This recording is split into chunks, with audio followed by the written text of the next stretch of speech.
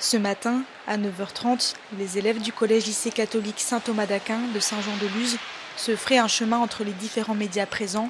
Hier, leur établissement a fait face à un drame inattendu. Un élève de seconde a poignardé sa professeure d'espagnol en plein cours.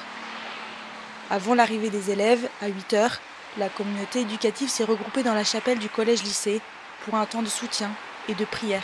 Une communauté qu'on a retrouvée ce matin. On a voulu prendre un temps d'abord avec les enseignants pour être vraiment très affectés par la disparition de cette collègue qui était là depuis 25 ans. Un élan de solidarité auquel se sont joints massivement les autres établissements de l'enseignement catholique. Les messages sont arrivés de tous les horizons et avec évidemment un soutien dans la prière. Le mot était présent partout, c'est évident, c'est notre colonne vertébrale et c'est aussi notre source. L'après-midi, à 15h, alors que tous les établissements scolaires de France respectent une minute de silence, à quelques mètres du collège-lycée, les paroissiens de l'église Saint-Jean-Baptiste se retrouvent pour réciter le chapelet.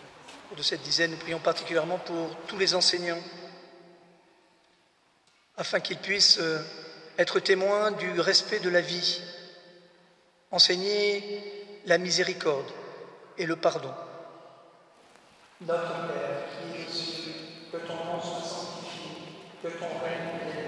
L'idée de prier ensemble, de se porter les uns les autres dans la prière, de sentir qu'on n'est pas tout seul et de porter ça devant le Seigneur, il me semble que c'était une attente de beaucoup de fidèles à Saint-Jean-de-Luz. Je suis venue prier parce que j'ai été touchée par la violence de ce qui s'est passé tout près de là où j'habite.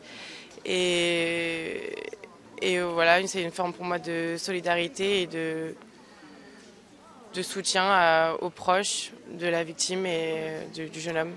Alors il y a eu beaucoup d'émotions pour ce temps de prière parce que nous sommes deux mamans dont les enfants sont à Saint-Thomas d'Aquin.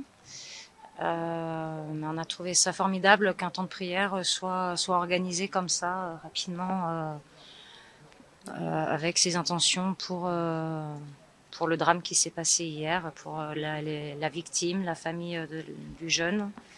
Les jeunes de Saint-Thomas et l'équipe éducative et les parents. On vit dans une ville et on est toujours touché et atteint par ce qui se vit à côté, même si on ne connaît pas les gens. Voilà, on sait que les gens proches vivent quelque chose de douloureux.